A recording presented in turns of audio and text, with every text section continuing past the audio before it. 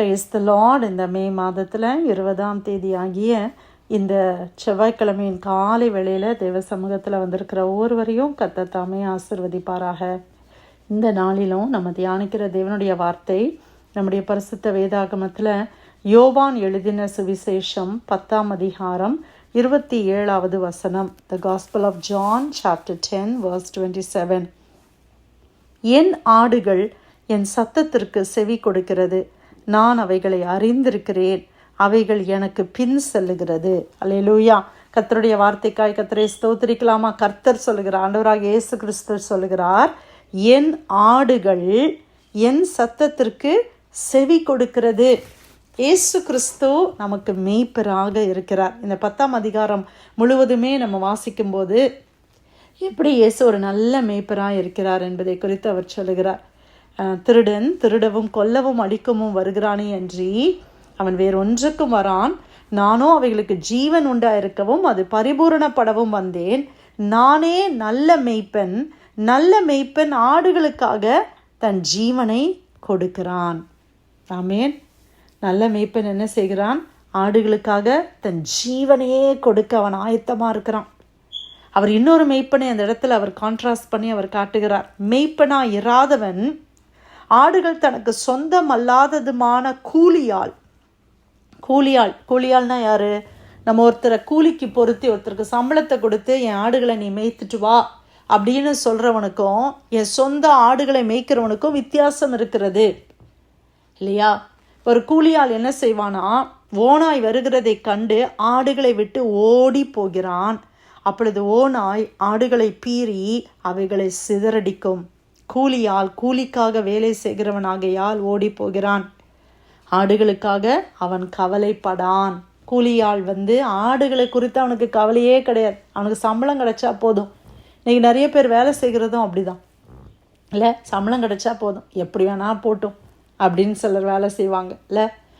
இப்போ ஒரு டீச்சராக இருக்கிறாங்கன்னு வச்சுக்கோங்களேன், எனக்கு சம்பளம் கிடைச்சா போதும், பிள்ளைங்களுக்கு புரியுதோ இல்லையோ, பாடம் புரியுதோ இல்லையோ, அவங்க லிசன் பண்ணுறாங்களோ இல்லையோ, நான் போகணும், என் கடமையை நான் செய்யணும் அப்படின்னு வர்ற எத்தனையோ பேர் இருக்கிறாங்க இல்லையா? அதுதான் ஆண்டவர் இந்த இடத்துல சொல்லுகிறார்.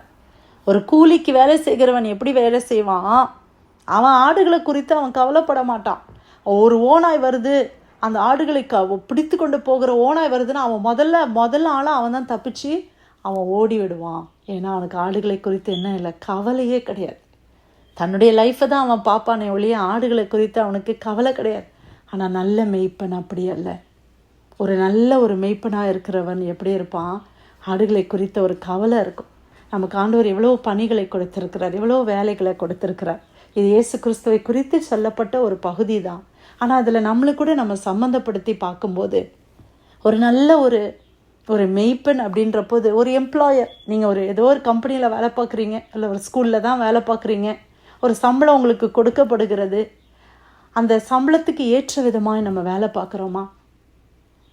நாமே ஆராய்ந்து பார்க்கலாமா? எனக்கு இந்த வேலை ஓகே, இதுதான் என்னுடைய நான் போகணும் வரணும், என் கடமையை மட்டும் நான் முடிச்சுட்டு வரணும், என்ன வேணால் ஆகட்டும் அப்படின்னு இருக்கிறோமா? எக்ஸாம்பிளாக சொன்ன மாதிரி ஒரு டீச்சர்ஸாக இருக்கிறோம், ஒரு ஸ்கூலில் டீச்சராக இருக்கிறோம்னு வச்சுக்கோங்க. நம்ம கையில் ஒரு 50 பிள்ளைங்க இல்லை 40 பிள்ளைங்க இல்லை 20 பிள்ளைங்க 10 பிள்ளைங்க இருக்கிறாங்கன்னா அந்த பிள்ளைகளை குறித்த ஒரு கரிசனை நமக்கு இருக்குதா?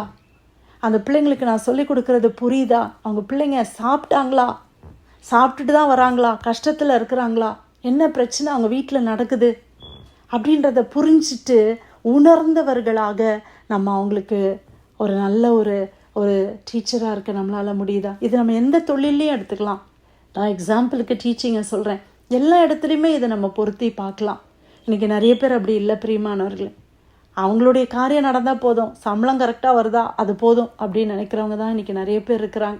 ஆனால் இயேசு கிறிஸ்து நமக்கு என்ன மாதிரியை காண்பித்திருக்கிறார்? அவர் ஒரு நல்ல மேய்ப்பனாக இருந்தார். ஆடுகளை குறித்து அவருக்கு ஒரு கவலை இருந்துச்சு, கரிசனை இருந்துச்சு. ஓநாய் வருகிற பொழுது அந்த நல்ல மேய்ப்பன் ஆடுகளை விட்டு ஓடி போவதில்லை, அவன் தன் ஜீவனையே கொடுத்து அந்த ஆடுகளை பாதுகாக்க முற்படுகிறான். அதே தான் ஆண்டவர் சொல்லுகிறார். அல்லேலூயா. நானே நல்ல மேய்ப்பன், பிதா என்னை அறிந்திருக்கிறது போல நான் பிதாவை அறிந்திருக்கிறேன். நல்ல மேய்ப்பன் ஆடுகளுக்காக தன் ஜீவனை கொடுக்கிறான். தன்னுடைய ஆடுகளுக்காக ஜீவனை, அவனுடைய என்டையர் லைஃபையே அவன் கொடுக்குறான். ஜீசஸ் நமக்காக லைஃப்பை கொடுத்தாங்களா இல்லையா? ஆண்டவர் நல்ல மேய்ப்பனாக நம்முடைய வாழ்க்கையில் கடந்து வந்தாங்க இல்லையா? நம்மளாம் எங்கெங்கேயோ சதுரி கிடந்தோம், எங்கேயோ ஒரு முட்களுக்குள்ளே கிடந்தோம், வனாந்திரத்தில் வழி தெரியாமல் அலைந்துட்டு இருந்தோம்.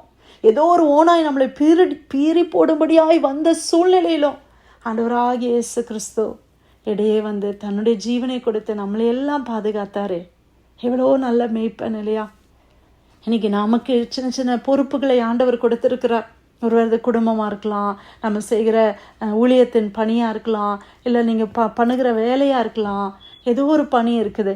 அதில் நாமளும் கூட இயேசு கிறிஸ்து காட்டின மாதிரியை போல் ஒரு நல்ல மேய்ப்பன், ஒரு டிஃப்ரென்ஸை நம்ம உண்டு பண்ண ஆண்டவர் நம்மளை அழைக்கிறார். ஹல்லேலூயா.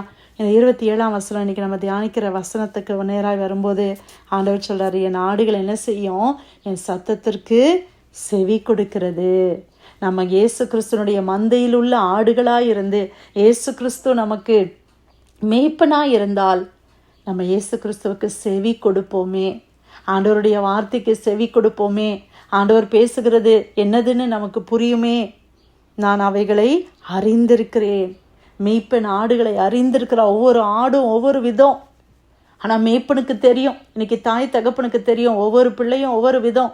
யார் எப்படி ஹேண்டில் பண்ணணும்னு ஒரு தாய்க்கு தெரியும் இல்லையா? மற்றவங்களுக்கு தெரியாமல் இருக்கலாம்.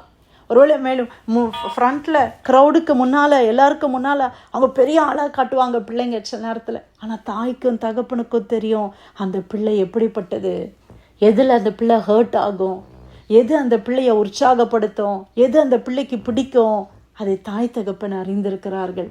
அதுபோல நல்ல மெய்ப்பனாக இருக்கிற இயேசு கிறிஸ்து சொல்லுகிறார், என் ஆடுகளை நான் அறிந்திருக்கிறேன்.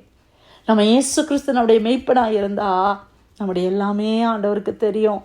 உங்களுடைய தேவை தெரியும். நீங்கள் மதத்தில் நல்ல சிரிப்போடு இருக்கிறீங்க, மற்றவங்களுக்கு முன்னால் சிரிச்சிட்டு பழகுறீங்க, ஆனால் உங்கள் இருதயத்தில் உள்ள வேதனை, நீங்கள் நைட்டில் அழுகிற அழுக ஆண்டவருக்கு தெரியும்.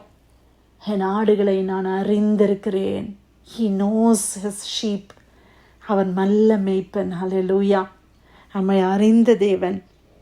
அவைகள் எனக்கு பின் செல்லுகிறது. நல்ல ஆடுகள், ஆண்டவருடைய மேய்ப்பனாக இருக்கிற ஆடுகள் என்ன செய்யும்? கர்த்தருக்கு பின் செல்லுகிறது. நம்ம எல்லாம் ஏசு கிறிஸ்துவனுடைய மந்தையின் ஆடுகள். ஏசு கிறிஸ்து நமக்கு ஒரு மேய்ப்பன், நல்ல மேய்ப்பனாக இருக்கிறார்.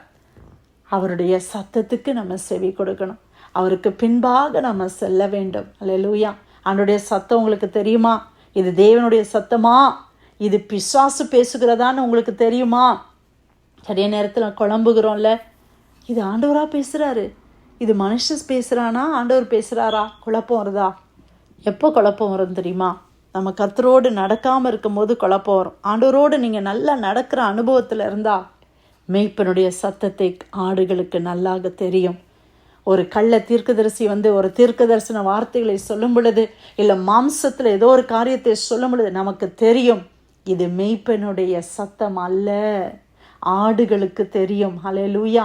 எது மேய்ப்பனுடைய சத்தம், எது மற்றவர்களுடைய சத்தம் என்பது இந்த ஆடுக்கு தெரியும். ஹல்லேலூயா. இன்னைக்கு ஒரு பிள்ளைக்கு அம்மா சத்தம் தெரியும், அம்மாவுக்கு பிள்ளையுடைய சத்தம் தெரியும். ஏன்னா அவங்க 2 பேருக்குள்ள அந்த உறவு அப்படி இருக்கிறது. உங்களுக்கும் இயேசு கிறிஸ்துவுக்கும் நமக்கும் இயேசு கிறிஸ்துவுக்கும் அந்த உறவு அப்படியா இருக்கும் பொழுது நிச்சயமாக நமக்கு தெரியும் இது பிதாவினுடைய சத்தம், இது என்னுடைய நேசருடைய சத்தம். ஹல்லேலூயா. அன்னைக்கு ஆபிரகாமை பார்த்து ஆண்டவர் சொல்றாரு, உன் ஏக புதல்வனோ, உன்னை நேசிக்கிறாயே உன்னுடைய மகன், அவனை கொண்டு போய் எனக்காக பலியிடு.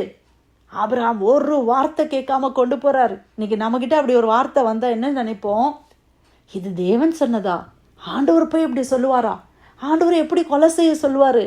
அவர் தான் கொடுத்தாரு இந்த பிள்ளை, இது பிசாசு தான் பேசுறான் அப்படின்னு நம்ம நினைப்போம். ஆனால் ஆபிரகாம் தேவனோடு நடக்கிறவர், அவருக்கு தேவ சத்தம் தெரிந்தது.